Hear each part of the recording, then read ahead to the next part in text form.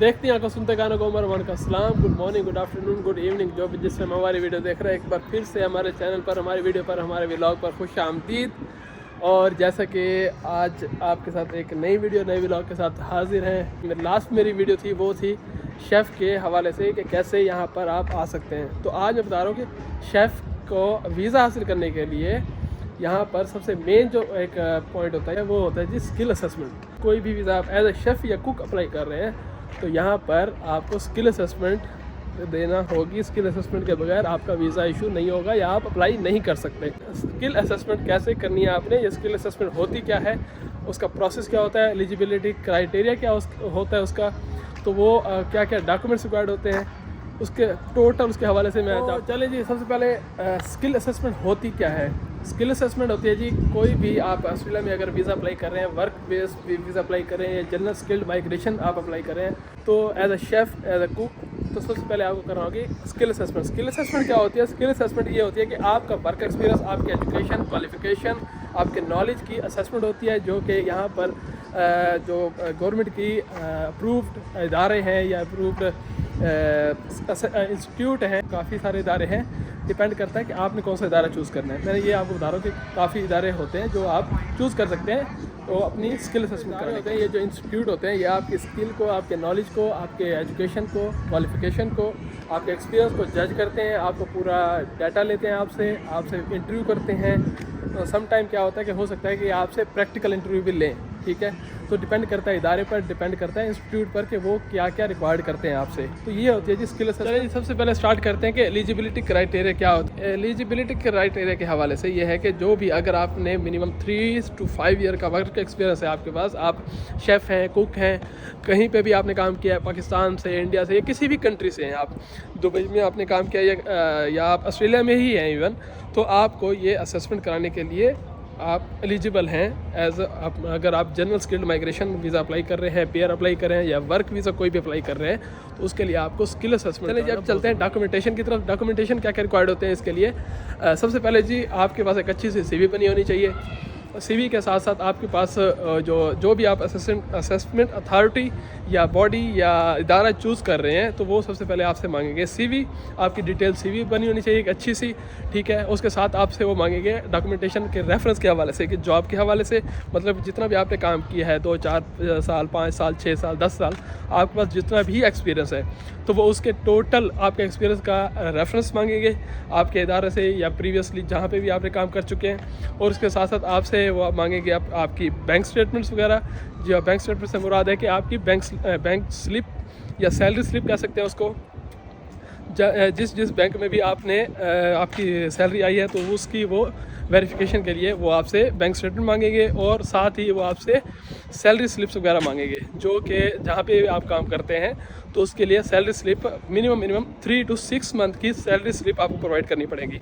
और साथ ही मेन्यू, जहाँ पे आपने काम किया है, जिस रेस्टोरेंट पे, होटल में आपने काम किया है, तो उस रेस्टोरेंट के, होटल के, उस कैफ़े के, जहाँ पर भी आपने काम किया तो उसके आपको मेन्यू प्रोवाइड करने पड़ेंगे। और मेन्यू के साथ साथ आपको वो पूछेंगे जी आपकी मिनिमम आपके काम करते हुए रिसेंटली, जहाँ पर भी आप काम कर रहे हैं वो रिसेंटली आपसे ये पूछेंगे कि आप हमें एटलीस्ट 20 पिक्चर, जहाँ से, क्योंकि मैंने अपनी विलियम एंजलिस से वहाँ से कराई थी, असेसमेंट हमारी हुई थी, तो उन्होंने हर इदारा तकरीबन, अगर आप TRA से करते हैं या किसी भी और इदारे से करते हैं, विलियम से करते हैं, एंजलिस से करते हैं, तो वो आपसे मिनिमम 20 आपकी पिक्चर्स मांगेंगे रिसेंटली आपकी किचन में काम करते हुए। आपकी उस पिक्चर में आपकी डिशेस की पिक्चर होनी चाहिए, आपकी अपनी पिक्चर होनी चाहिए काम करते हुए, और साथ ही कम से कम 3 से 6 वीडियोस मांग सकते हैं वो किसी भी डिशेस की।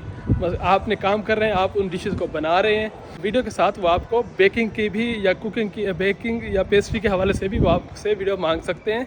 कम से कम इसलिए कह रहा हूँ कि 4 से 6 वीडियोस वो आपसे मांग सकते हैं। वीडियोस और पिक्चर्स वगैरह और ये सारे डॉक्यूमेंटेशन वगैरह, जैसे कि CV होगी, आपकी बैंक स्लिप हो गई, आपकी सैलरी स्लिपें हो गई, आपके रेफरेंस लेटर हो गए, कंपनी के अटेस्टेड रेफरेंस लेटर होने चाहिए, आपके एजुकेशन क्वालिफिकेशन के, जो भी आपने डिप्लोमा किया या बैचलर की हुई है या कोई भी अगर आप कोर्स किया हुआ है, नहीं किया हुआ है, जो भी उनको प्रोवाइड करना पड़ेगा जितने ज़्यादा से ज़्यादा, तो सारे के सारे आप उनको प्रोवाइड करेंगे। उसके बाद वो आपसे पूछेंगे जी अब आप वो फॉर्म सेंड करेंगे, आपको फिलअप फॉर्म करना होगा। उनके वो रेफरेंस के हवाले से होते हैं कि उस फॉर्म पर आपने अपने शेफ़ के, अपने कंपनी के, अपने मैनेजर वगैरह के सिग्नेचर भी करवाने होंगे, या उनसे भी वो उस फॉर्म पे लिखवाना होता है कि आपने ये लड़का या ये लड़की हमारे पास काम करते रहे हैं, तो इस टाइम पीरियड से इस टाइम पीरियड तक हमारे पास काम किया है इन्होंने, ये उनके ड्यूटीज़ उनके जॉब रिस्पॉन्सिबिलिटीज़ सब उस फॉर्म में जो आपको वो इदारा आपको सेंड करेगा उस फॉर्म पर आपने लिखवानी होगी अपने मैनेजर या अपने हेड शेफ़ से। वो फॉर्म भी फिल करवा के वो भी साथ में अटैच करना होता है अपने बाकी अदर डॉक्यूमेंटेशन के साथ। सारे डॉक्यूमेंट वगैरह सेंड करने के बाद, सारी वीडियोस या पिक्चर वगैरह सेंड करने के बाद वो फिर आपसे मांगेंगे फ़ीस। जो इसकी स्किल असेसमेंट की फ़ीस होती है वो नॉर्मली हमने जो पे की थी वो थी तकरीबन $1160, जहाँ जिस इदारे से मैंने की थी TRA की भी, या दूसरे इदारे जो भी इदारे हैं उनकी नॉर्मली फ़ीस क्या रहती है, $1100 से लेकर $1300, $1200, $1250 तक इनकी फ़ीस रहती है। तो आपने उतनी फ़ीस पे करनी है, तो वो फ़ीस पे करेंगे। उसके बाद फिर आप वेट करेंगे टाइम का, तो वो आपको आपके जो डॉक्यूमेंटेशन जो भी आपने सेंड किया होगा उनको, या जो भी आपने प्रूफ वगैरह के तौर पर आपने उनको सेंड किया होगा कि ये वो चेक करेंगे, सारे डॉक्यूमेंटेशन की वो चेक वेरीफाई करेंगे उनको कि ये आया कि सही हैं, गलत हैं, क्या नहीं है, वो सारे उसके बाद चेक करने के बाद फिर वो आपको कांटेक्ट करेंगे through email, through call, whatever. तो वो आपको कहेंगे कि अब हमें प्रैक्टिकल इंटरव्यू दें, मतलब कि वो आपसे ऑनलाइन भी आपसे इंटरव्यू कर सकते हैं और थ्योरी का भी ले सकते। तो उसके बाद फिर वो आपसे इंटरव्यू करेंगे। कम से कम इंटरव्यू होता है 2 से 3 घंटे का इंटरव्यू होता है। और इंटरव्यू क्या होता है, इंटरव्यू में अब आपको बताता हूँ कि इंटरव्यू में वो आपसे टोटल इंटरव्यू ये करेंगे कि आपका निचोड़ लेंगे। आपको निचोड़ने का मतलब ये है कि जी आपसे 0 से लेकर एंड तक जितना भी आपने शुरू से लेकर आखिर तक काम किया, जितने साल का भी आपको एक्सपीरियंस है, एक एक सवाल वो आपसे पूछेंगे, एक एक चीज़ वो आपसे पूछते हैं। कुकिंग का टेम्परेचर पूछते हैं आपसे पूछेंगे कि आपने इतना यह कहाँ आप जो भी मेन्यू उनको प्रोवाइड करेंगे, जिस चीज़ रेस्टोरेंट का मेन्यू आप प्रोवाइड करेंगे, जिस चीज़ होटल का जहाँ पे आपने काम किया उसका मेन्यू भी प्रोवाइड करेंगे। वो एक एक मेन्यू के बारे में अभी आपसे पूछेंगे कि ये चीज़ आपको मालूम है, ये कैसे बनती है, ये कैसे बनती है, ये कैसे बनाते हैं, टेम्परेचर कितना होता है, कितने टाइम में पकती है, या किचन के हवाले से, हाइजीन के हवाले से, और बाकी फायर सेफ्टी के हवाले से, हर एक चीज़ के हवाले से वो आपसे पूरी तरह से जांच करेंगे कि आया कि ये जो भी इसने डॉक्यूमेंटेशन वगैरह हमें सेंड किए हैं, जो भी चीज़ें ये डॉक्यूमेंट्स, ये सर्टिफिकेट, रेफरेंस वगैरह सेंड किए हैं, ये आया कि जेन्युइन है, असली हैं या नहीं है।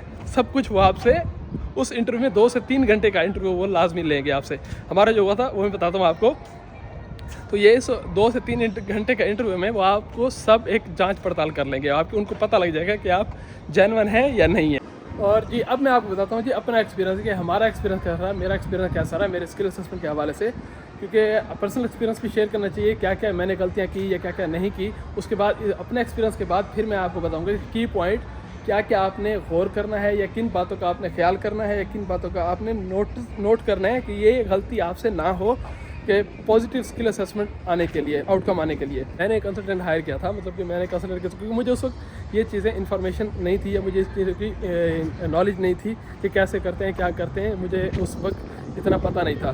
तो मैंने जिस कंसल्टेंट को हायर किया था, जिस कंसल्टेंट के साथ मैं काम कर रहा था, तो उन्होंने एक विलियम एंजलस के नाम से एक इदारा है, इंस्टीट्यूट है, उसको हायर किया।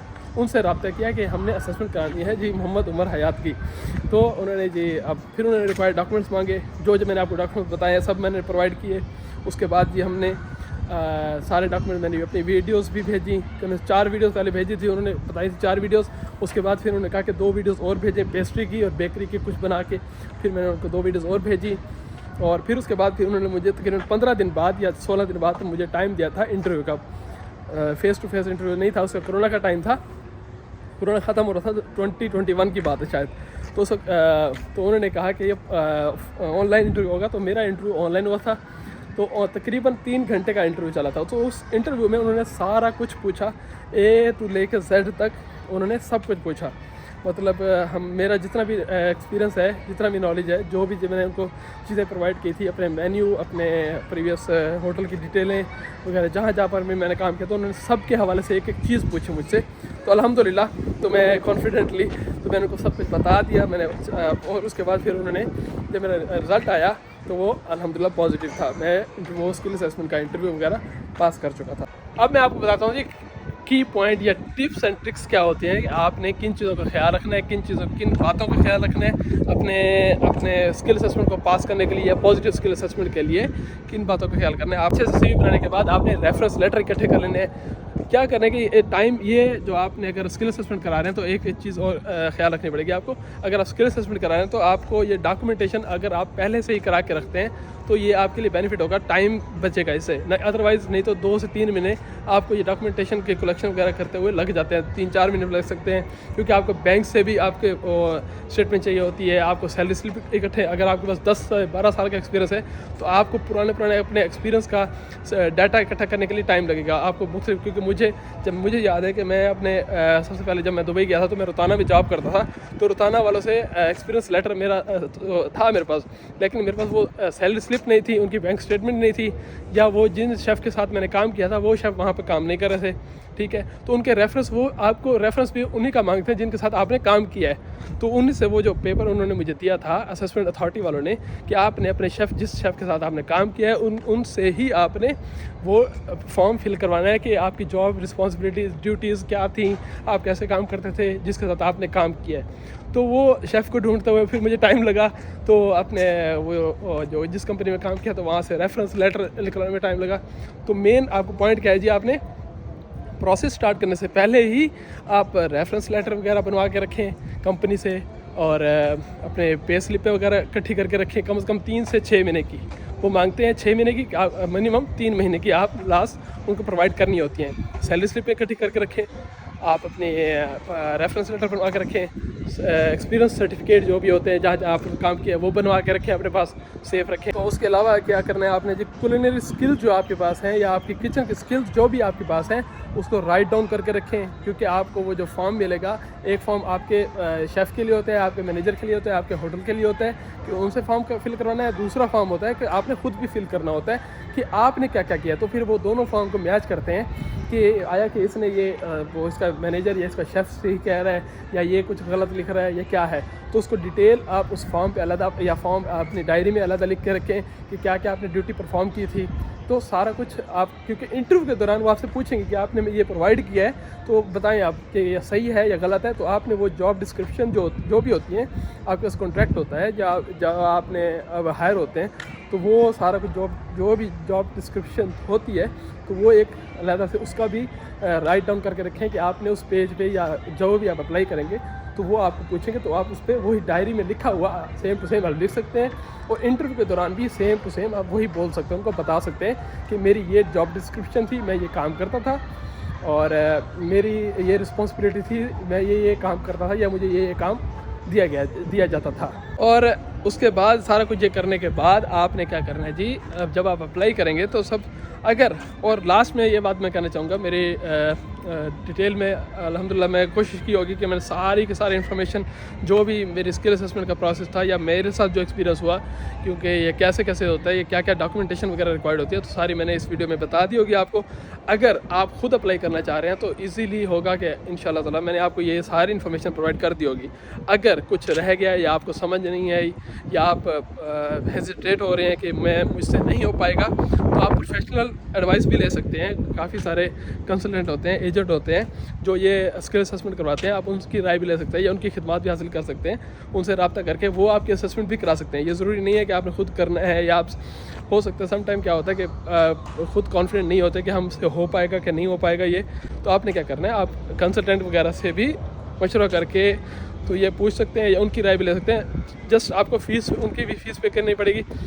मेरे बताने का मकसद ये था कि आपकी कंसल्टेंट की या एजेंट की फ़ीस बच जाए, आपको खुद ही एक्सपीरियंस हो कि आपने कैसे करना है, क्या क्या कर सकते हैं। क्योंकि आने वाले वक्त में क्या है, फ्यूचर में आप किसी और को भी ये बता सकते हैं कि मैंने ये किया था, जैसे कि मैं आपको बता रहा हूँ, तो किसी और की हेल्प हो सकती है। तो उम्मीद करता हूँ आज की वीडियो आपको पसंद आई होगी, मैं पूरी तरह से आपको इन्फॉर्मेशन दे पाया होगा या दी होगी। तो बाकी कुछ समझ नहीं आए या कुछ पूछना है, कुछ बताना है, कुछ अच्छा है, बुरा है, कुछ भी, तो कमेंट करें, लाइक करें, सब्सक्राइब करें, शेयर करें मेरे चैनल को। मिलते हैं न्यू व्लॉग में, नेक्स्ट व्लॉग में। तब तक के लिए इजाज़त दीजिए। अल्लाह हाफिज़, टाटा, बाय बाय।